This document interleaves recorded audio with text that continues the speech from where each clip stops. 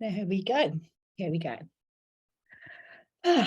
So welcome to this episode of Unbound Women, a quarterly show.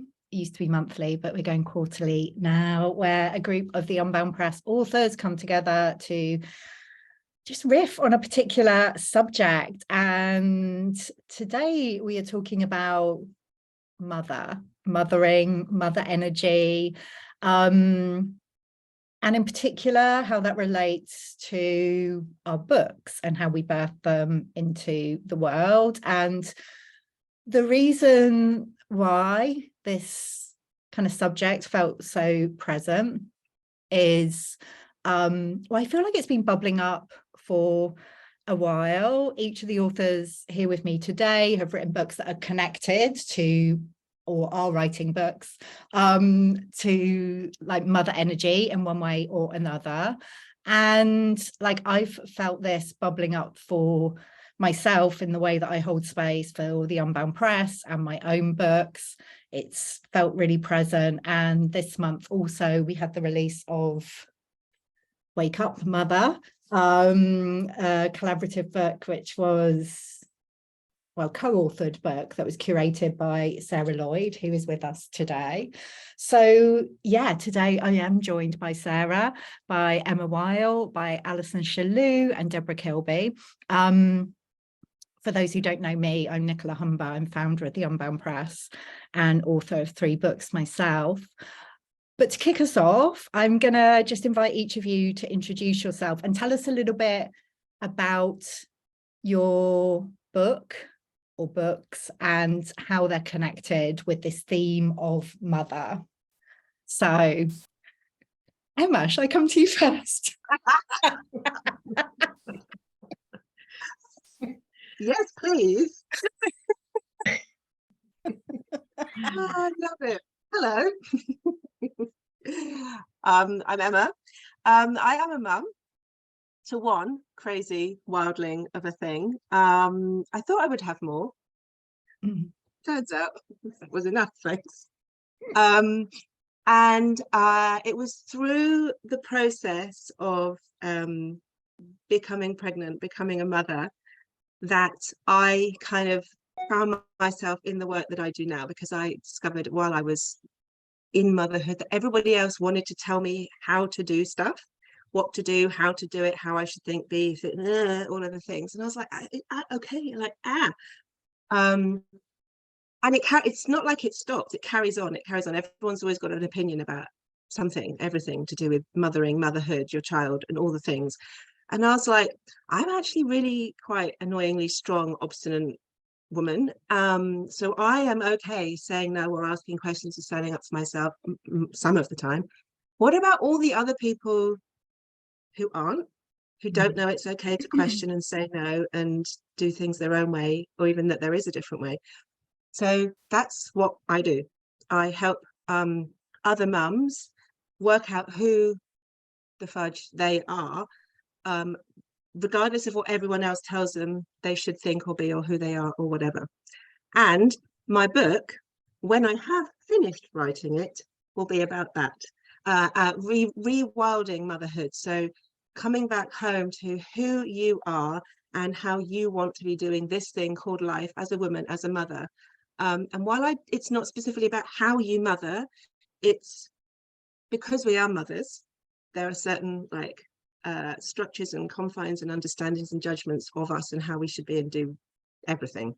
So that's what came out of my mouth, Nicola.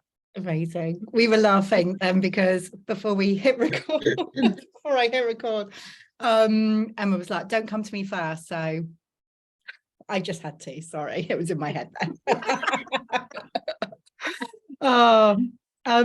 Sarah, do you want to go next? Okay. I know I'm being quite directive today. Maybe that's my mothering style, is just telling me what to do. So it's fun that it is quite a good connection though to, I guess, because Emma and Deborah were also part of and then she's part of Wake Up Mother, and I guess I've got kind of 2 roles. I guess for me, very similarly to Emma, it was having my children that basically cracked me open, made me realize that I could live life a very different way to the way that I had been. I had I had one very traumatic birth and one not so traumatic. So I have two children, but also, I treat my business like a baby as well. It's quite demanding at times.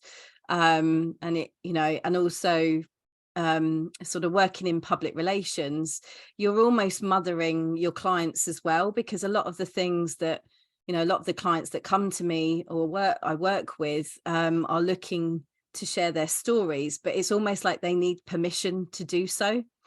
And I think what I'm finding is I'm getting clients that are coming to me that are kind of, oh, is it all right to say this? And should I say this? And should I step out and be in my power? Should I share my light? And I guess what I do as a mother in that guise, I'm kind of hold their space and hold their hand until they feel okay to be, ride their metaphorical bike on their own, if you like. I'm kind of the stabilizers. But also then I have my own two children, and then I've created this Wake Up Mother community that's just kind of running away with itself at the moment. But I think it's so needed right now. I think just telling stories and debunking the myths of motherhood, I think is has been the biggest problem that perhaps the masculine have found. There's this, it's sort of shrouded in mystery, and it's like, well, the more we talk about it and the more we share this stuff, the less mystery and the more information and knowledge they have. I feel like that's a big part of what Wake Up Mother's all about. Yeah, it's like a lot coming through here about like redefining like motherhood in whatever form that takes, and it doesn't just have to be with children. So interesting. Deborah, would you like to go next? Hello. I always think, oh gosh, what am I going to talk about now? It was, yes, so mother, it was absolutely my journey to motherhood that completely, tipped my life upside down in the best of ways, ultimately. So I've got two gorgeous boys here, and 5 babies in spirit. So it was my journey to motherhood. It was, the initial, birth trauma, when you don't realize that all your own childhood stuff and your own birth come whooshing, back at you. And you don't know that it's that. You just think, oh, it's because I'm just, becoming. So you've got all the transition of becoming a mum, as well as all this stuff from the past and your own stuff, really kicking into touch. Like, oh my gosh. And then, of course, I had the 3 miscarriages, and then termination for medical reasons. And that was the moment that was like, oh my gosh, what is this all about? So I went on a journey to find out what it was all about. Really explore that whole, what is going on, what happens, within this mother energy or within the journey to motherhood, because you're not told that it's like, oh, this is what you do, then you become a mom, and no. And it's, and it is debunking those myths of these, these are massive journeys, whether you have a journey like mine, which involve loss, or it might be your own mother, your own experience with your own mother that comes kind of, battling up to you. And it's what Emma was talking about is those, we're parenting in the way that we've learned or been told, and people are telling us, but actually you want to find your own way. And some people say, oh, I don't want to be this kind of mum because my mum was like that. But you're still on that, it's still the same energy. You're not doing something because that wasn't good, rather than finding your own way. You're still at the opposite end of the scale, if you like, but it's still coming from that same initial wound. So to find your own way within it is that's where I feel like we're at. It's like, okay, who am I within this experience? And it's going to be very different for everyone. So my book came about when because I went on this journey, and I've got my other son arrived, and I'd met him before he arrived, and I was like, oh, babies are around before they arrive. So that was a big part of my journey, and my book came about because I really wanted women to because you feel so alone, you can feel so isolated, especially when things aren't going as you wish. to, oh, sorry, my camera, I'll just turn it off a second. Oh, that you can, you know, you can forget yourself, and I've just forgotten what I was talking about there. But it was more, so it was, so you're not alone on this journey. You know, you're in co-creation all the time with your babies before they even arrive. And there's that saying, your children are our greatest teachers, and they really are. But they are before they even arrive. And they are, if they aren't able to stay as well, they're always teaching us to go in, you know, to find out who we are within it all.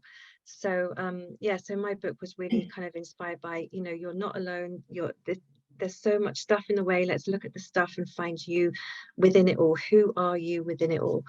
Yeah, so that's amazing. And let's just say your book is called Rosa's Choice, for those. Rosa's Choice, yes. Yeah, beautiful. Again, I feel like there's so many connections between what you were saying there, Deborah, and the way we get to relate to our books as well, because they can teach us so much. Like they are beings of their own before we actually birth them into the world, and they teach us so much. So yeah, we can dive into that a bit more during this conversation. But Alison, would you like to go next? Hi, so I'm Alison, and I'm a mother up to 3. They're now 17, 18 and 23. So I feel like I've almost got 3 adults. So I'm kind of patting myself on the back thinking, yay, I kept them alive that long. And I'm also a midwife. I'm not practicing so much now, but when I had my first baby, I was a midwife. And well, I just felt like the tablecloth had been taken from underneath me. And I just thought, well, what is this? My life looked quite lovely before this baby came in, and now I've got to put all the pieces back together again. And as a midwife, I was so shocked at the emotion. That was the thing I wasn't prepared for, because I'd worked with, you know, hundreds of women, thousands of women by then, and I just couldn't quite believe of just how much this took. Now, I don't know what it is we imagine when we want to have a baby, but it's not what it is in the first 2 or 3 weeks. And so I was always thought, I'm going to be really realistic with people. I'm not going to try and cover this up. I'm not going to take photographs and pretend it's all fine when it's not. I'm going to be really honest about this. And so, you know, I've supported tens of thousands of women, particularly in early motherhood, in those early weeks and months. And, you know, it is a journey. Here I am with 3 almost adult children. And every day is a journey, but, you know, it's been incredible. And I would say that really they have taught me so much. And I wouldn't be doing the work I do now if it wasn't for them. I struggled with breastfeeding with my first daughter. And I thought, gosh, if I'm a midwife and I'm struggling, how must it be for everybody else who don't even know how to pick up babies? So I've kind of made it my life's work to support women in the early days and to try and be realistic with them. And so I thought I was writing a book about breastfeeding because I spent nearly 25 years supporting women in the postnatal period, which is how my book came about. But it wasn't the book I thought I was writing, because I thought I was writing about breastfeeding. And then suddenly it was like, I was just sitting quietly and just allowing the words to flow. And then I thought, this is not about breastfeeding. This is so much more than breastfeeding, but I don't quite know what it is. Didn't know the title, didn't really know. And then it was more and more of my midwifery knowledge was coming in, along with a spiritual download, if you like, from the baby's perspectives and how they were finding birth and what changes they wanted to see. And the sort of long and short of it is that really, through my work as a midwife, that women have become so disempowered in that mothering journey. You know, people wanting to touch their bump to start with, everybody having a view about how birth is and how scary it is and how awful it all is and how awful this is and how awful that is. And so we're building up this picture that's, you know, quite, it's not what women imagine it to be. So I just thought, these women are becoming more and more disempowered. So how do we make them feel more empowered? And this is part of the work that I'm doing now, is about empowering them to really trust their inner instincts. Now, I did not have the births I wanted, but I never felt traumatized by any of them because I made all the decisions. I told the doctors, I don't want that. I'm happy to accept that, but I'm not having that. I want that. And I was well able to say, no, I don't want that. I don't want that. I don't want that. And when women feel traumatized after birth, it's usually because basically the reason that often happens is because they have ended up feeling out of control. So when you take people's choices away, it leaves them feeling like they've got no control, and then they're more likely to feel traumatized because of the impact that has on the brain. It's like, this is a threat and I actually can't get out of it. So I could go on and on, but I'll try and draw it to a close. But it's so that's the book. In my book, it's actually in the title. The book is called Baby Talk to Me, Spirit Baby Messages for the Journey to Motherhood, which is basically the baby's perspective of what's happening. And what they really want is for their mothers to be back in their own power. So it connects with all the things that everybody has said here, so that it makes it a smoother journey if you're really trusting your instincts throughout the pregnancy, birth and afterwards. And we know that that's the longest bit, is the bit afterwards. The birth is really a very small part of it. It's the rest. And if we can help women to trust in their instincts and their inner knowing early on, then they won't be swayed by people telling them, oh, you need to do it like this, or you need to do it like that. Exactly. Exactly. Thanks, Alison. And I feel like that's part of why I wanted to have this conversation, because, you know, the same thing applies whether you're giving birth to a baby or a book or a business or whatever it is. There are so many preconceived ideas. And certainly, you know, in my experience around the book writing process of like, oh, you need to do it like this, you should do it like that.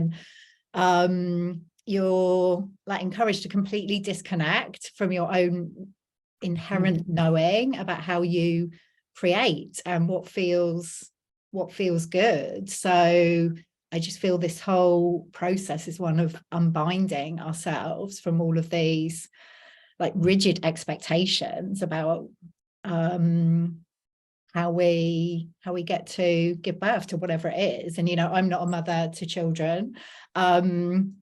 And I thought I never wanted children. That's what I thought. I was having a conversation with my sister the other day, and she was like, no, you went through a phase when you're about 30 when you really wanted to have children. And I've totally forgotten that. So I don't know what's going on there. It's probably some deeper psychological issue where I've blocked that out.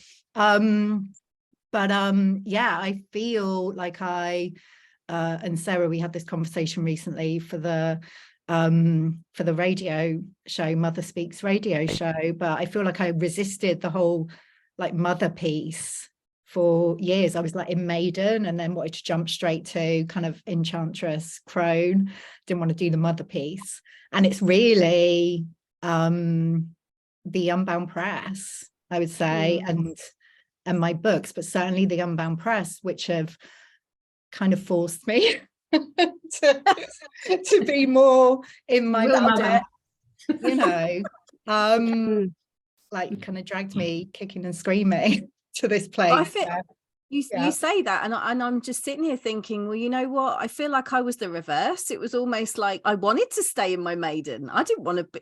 I was dragged kicking and screaming into it. But I feel like that's where we've lost.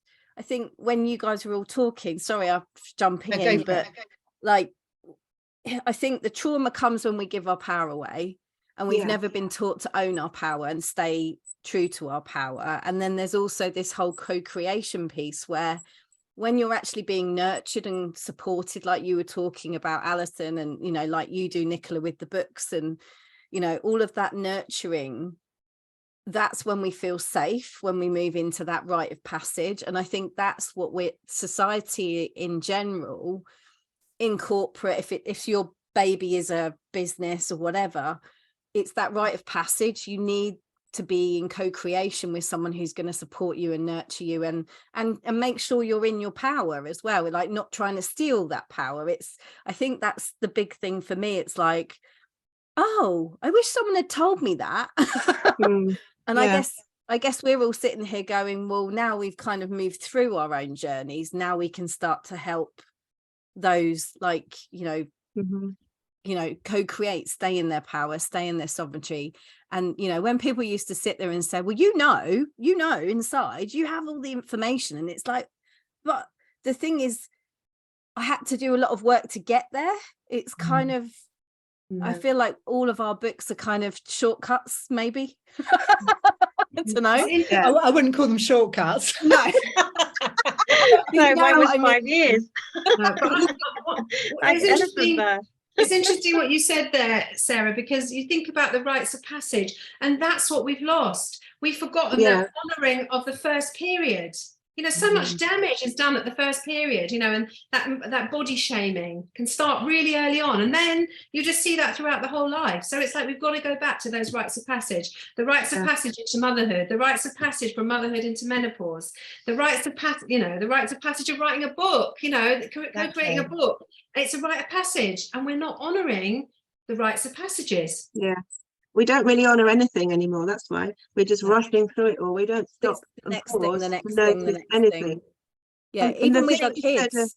yeah, exactly. And the thing, what you were saying about power, because I was just thinking, if you actually think about how the world sees power, it's the opposite to how if you just imagine mother energy, the two aren't congruent in our world. Like power is someone in a suit, like do the and mother is soft and gentle and nurturing and whatever to that. Like there is a real kind of soft power in that, but the world doesn't know that and thinks of power as something different and separate, as outside of that, and that you're not allowed to have both. Well, we wouldn't So exist if we didn't have a mother, you know. Well, exactly. That's what we've lost, that whole. Yeah. Power, yeah, like you say, it's so misunderstood, because power is peace. Because when you're in your power, you've got nothing to prove. It doesn't matter. It doesn't matter if someone says something or that you don't agree with them, because you're not going to get triggered by it, or you're not going to get defensive, because it just is like, it's not my truth. So you're at peace with yourself. You've got nothing to prove. You don't need to fight for your opinion to be right. You're just holding space for, you know, yourself and anyone else who's kind of around you, and that's when you can help. When you're in your power, then you can help lift others into their sense of self as well, and their peace with themselves. I think underneath it all is being safe, and being safe starts in the womb. Like it really does. It starts before that, because we're bringing in a whole lot of stuff, let's face it, ancestral and past lives. But in this lifetime, it starts in the womb. Do you feel safe in the womb? Do you feel safe at birth?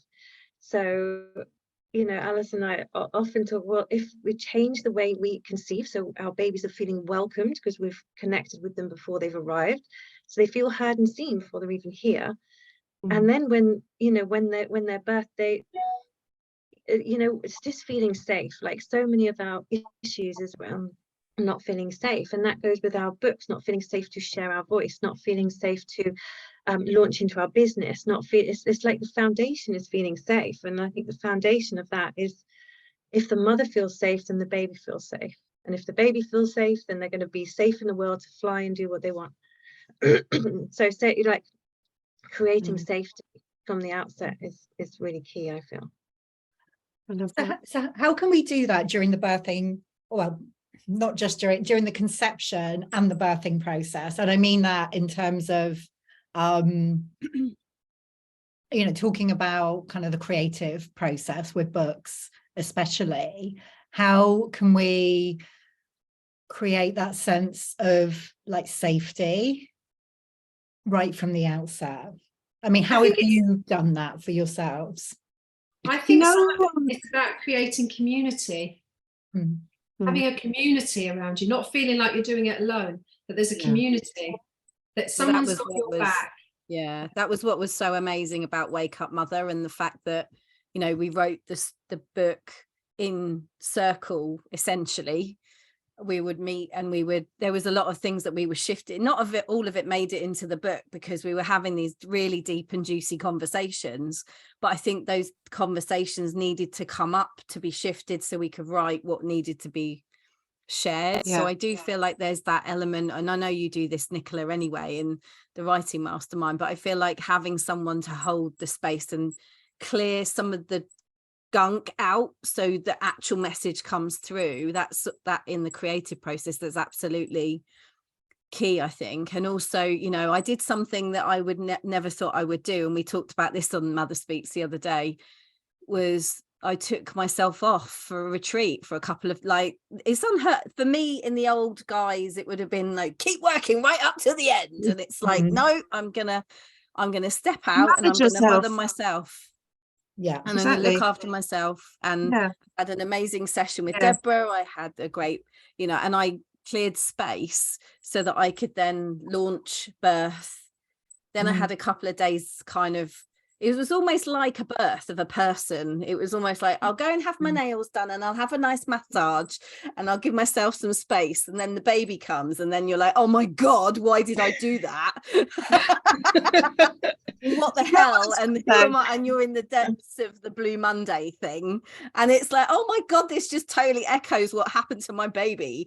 It's Yeah. yeah. You know what you did as well? It's not, you weren't just clearing the space though, you were also preparing the soil and toiling the ground ready.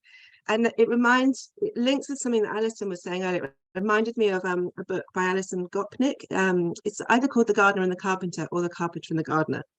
And it's about how you parent, but it really relates to what Alison was saying about the book, which is, are you a carpenter parent? In that you have a block of wood and an idea of exactly how you want it to turn out, and you are the one chipping away at it, or you've got some soil and you're just going to tend it and nurture it and see what wants to grow. Oh, that's beautiful. And that's how you compare it. You can be like, I must have this type of child, and we never get that type of child because we get the type of child that we need to teach us what we're here to learn. So you kind of, you grieve with what you thought you were going to have and learn to love what you learn, all of that stuff. But it's exactly the same with the book. Like, you can force yourself to write the exact book that you think you should be writing. I want to write it like this, but actually there's this other thing over here that's saying, no, I'm the one, let me through. So it kind of, it all ties in, I think. Oh, Definitely. I remember having such a tantrum. And I couldn't sleep all night. Like, the tantrum pretty much lasted all night. Luckily, I'd taken myself off to write, so I wasn't home, like, having a tantrum in front of anyone. I had this message come through, and it was around IVF actually. And I was like, I am not writing this. I am not sharing this. It's going to upset people. It's going to, just like this isn't the book I thought I was writing. This nice fluffy, everything's going to be okay book. I just had a total and utter tantrum. This isn't the book I thought I was writing. But I absolutely do remember Nicola holding space, like, is it any good? Is that okay to say? And it's that reassurance of that mothering energy as well, that, when you are in that space of tantrum or fear, or you do that so beautifully, thank goodness. Like, because I'm sure a lot of these books, well, they'd get birth eventually, but it would be a lot more painful, I think, if you weren't holding that space, Nicola, for sure. I'm just laughing because I had a tantrum last week. Like a week later after the book's born. Yeah, but this is the thing, it's really important. I feel like this conversation around, like, the actual birthing process is really important, because there's this expectation that, like, you release your book and put it out there into the world and it feels amazing, and then you're on to the next thing. It's like, there's no kind of impact afterwards on the actual author. And there are, and it can feel, I've had conversations with authors that are like, actually, like, on the release date or around the release date, like, I feel terrible. Like, this is not what I expected. Like, like, all kinds of stuff can come up. And this is for, days, weeks, even months afterwards. It's really important to, like we've been talking about, honor that process and to allow space for whatever wants to come up once we have given birth to our books, our creations, rather than that expectation, I just ping back to normal and just get on with my life. Book body back. There is, I mean, I definitely felt it. I felt it with both my books, the crash after. And it's almost like there's this reluctance to promote yourself. There's a reluctance, like, there's a big, like, oh, it's really, really high and everything's great. And we're, bestseller on Amazon or whatever it is, wherever you've got to with the book, and it's out. And then all of a sudden it's this big, like, shoom, like, I'm done with it now. I don't even want to look at it. I'm not interested in talking about it. you sort of have this real anti thing, and then you kind of get back into balance, and you have this, oh yeah, I've got a real love, I really like it again now. It's Yeah. that carpenter thing, maybe. I don't know. Yeah. It's really important to normalize that, I think, because otherwise we can make it mean, oh, there's something wrong with me and I should be, you know, I should have this more stable relationship with my book and feel more comfortable like being out there talking about it. And I wonder, like Alison and Deborah, you've both, you know, your books have been out in the world a little while, but what was that process like for you around the release of them? Can you remember the, you know, the different emotions that were bubbling up? Well, for me, it was a lot of fear, because I was terrified about being a midwife and bringing out this book and what people would say, and I'd have such bad press, and I'd have, my reputation would be destroyed, and the Nursing Midwifery Council would have me off, and, you know, thinking that was something wrong with me. So for me, it was a lot of fear. And now to be on the other side of the launch is like, what the fuck were you worried about? Right? So none of that has come to, you know, none of that has proved, you know, that was clearly my ego shouting at me, and none of that's proved to be the case. And just as you were talking about, I'm thinking I'm just coming to the end of my fourth trimester, if you like. So that my 12 weeks, yeah. So Wow. so yeah, the feeling a bit mixed, a bit like, oh come on, why is it not flying off the shelves like it's meant to? I've got the divine guidance, you know. But now I've kind of more into ease and flow. Ease and flow. There is going to be something that will come, and then there'll be this flurry. And I just have to trust it, like I've had to trust all of the rest of it. And a bit like, it's interesting, isn't it, thinking about books in the way that you are a mother as well. So it's about, and I've always been kind of a bit more ease and flow. I'm probably more like the gardener than the carpenter. So I just have to be a bit more like a gardener with my book, and not have these expectations, I think. Yeah. I was just having a conversation this morning with my husband. This is not Deborah now talking about how she feels about that, but anyway. Emma's just barged away in. Yeah, here I am. Not out there yet, so let me talk about something else. Because there's things that you try to get your child to do when they're little, because you're worried about it, like, oh, we must potty train, oh, he must be able to eat the right food, or is he going to be all right with friends? And eventually they just get on and do it. And then so I was having this conversation with my husband this morning. Is he just getting on and doing these things because he was always going to get on and do them? Or because we've had this in our brain, have we been watering the soil and planting the seeds and building the right foundations for him to feel safe to now do that? So it's kind of that difference between just chuck it out in the universe, and the universe has got my back and it will be fine, and bugger off and do nothing about it, or like frantically try to force the thing. There's like a middle ground of just creating the right conditions for it to do its own thing. Love that. Yeah, Love that's that. good. It's not But like consciously completely doing it. passive, is it? It's like, No. yeah. Deborah. I guess, like you said, Oh. like the ease and flow, it's like taking action and then allowing it to do what it needs to do. Oh. Which, you know, which is an art in itself. To breathe that. Oh my gosh, I just remember being utterly terrified. And actually I booked in for 3 healing sessions to go back to my own birth, to my son's birth, so anything around birthing. I ended up having 9 sessions in the end with this amazing woman who does kind of, you know, does similar to what I do in terms of the birth trauma stuff and going back to the womb.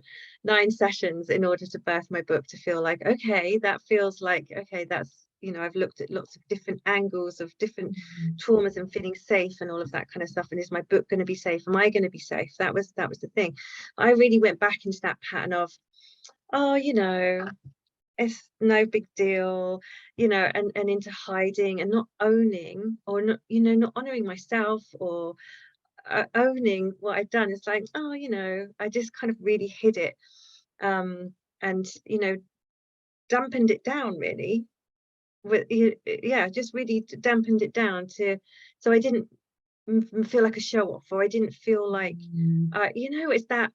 And it's like with kids as well, it's like, oh, someone's like, oh, look at my baby, aren't they great?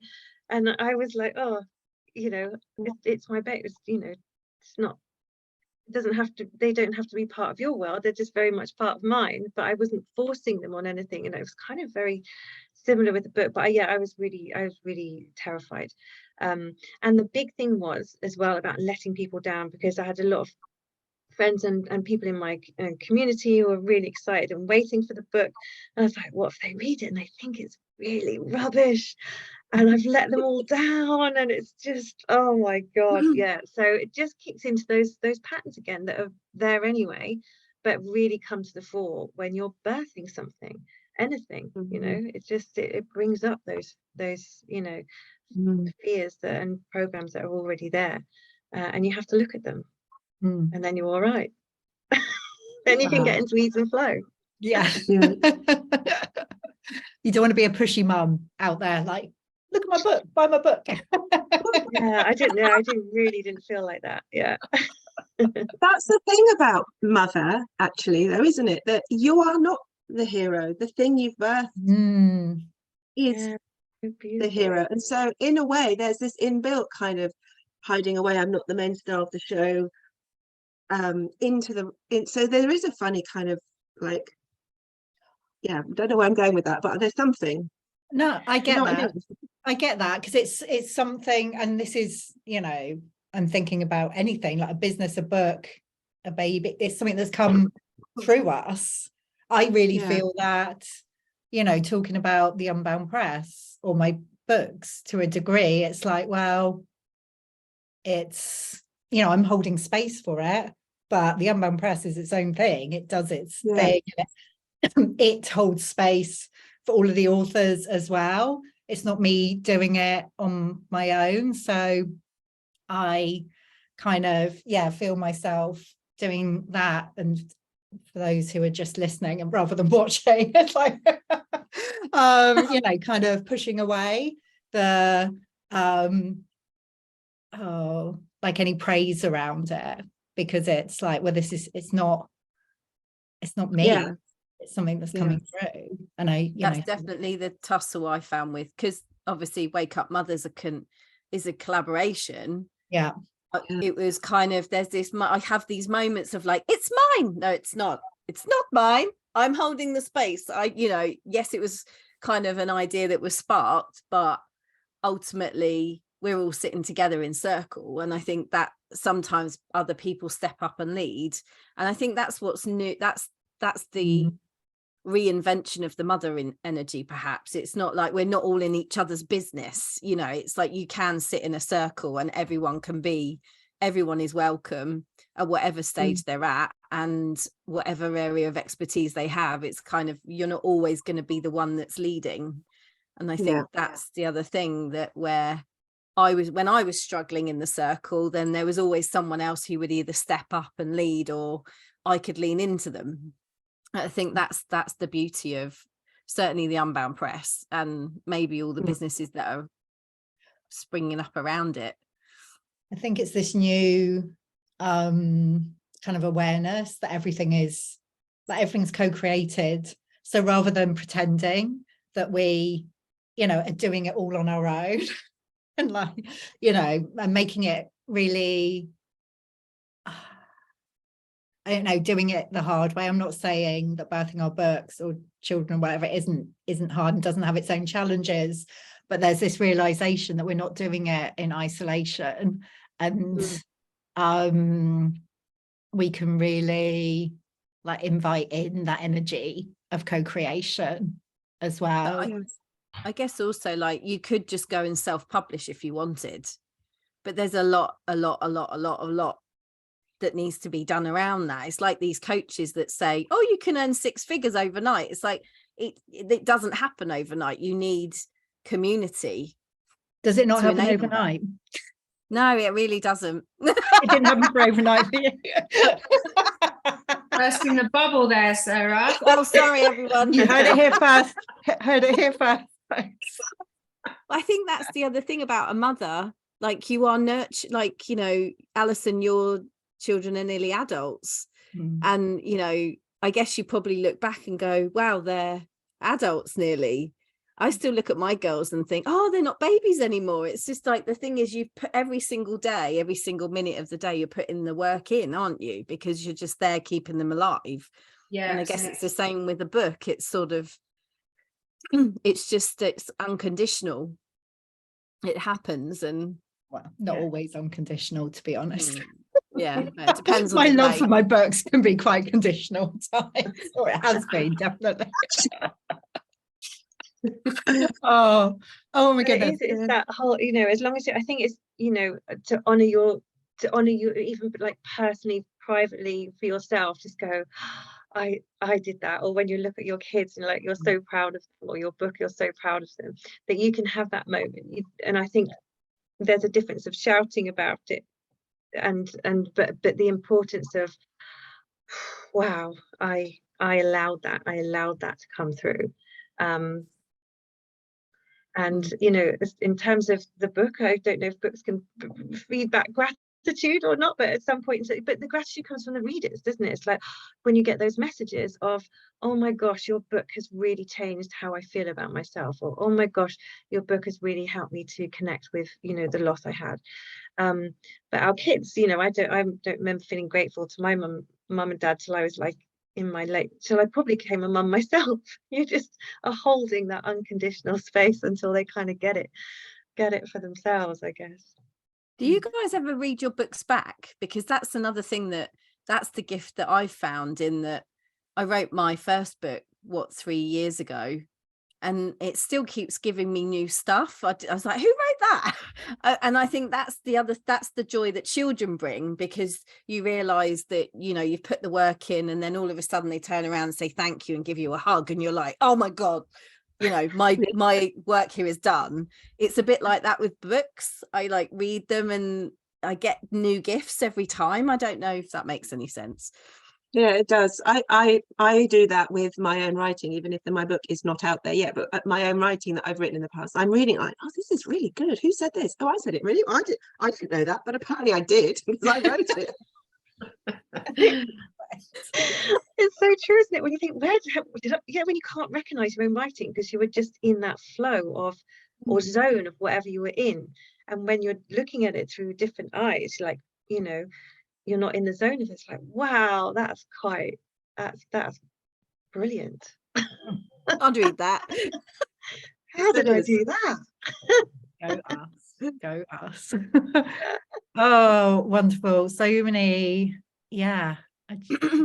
That sparked off so much for me, this conversation around like the mother energy and how we create in all the different ways, and like how it feels like there's a really huge invitation right now for us to be creating differently, from all the ways that we've been told that we should. So I feel like this will be an ongoing conversation.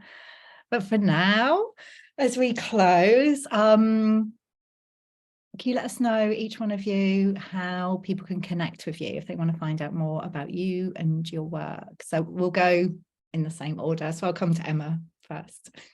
Okay, so I am Courage and Chamomile on Facebook and Instagram. So just at Courage and Chamomile is me. Thank you. Sarah.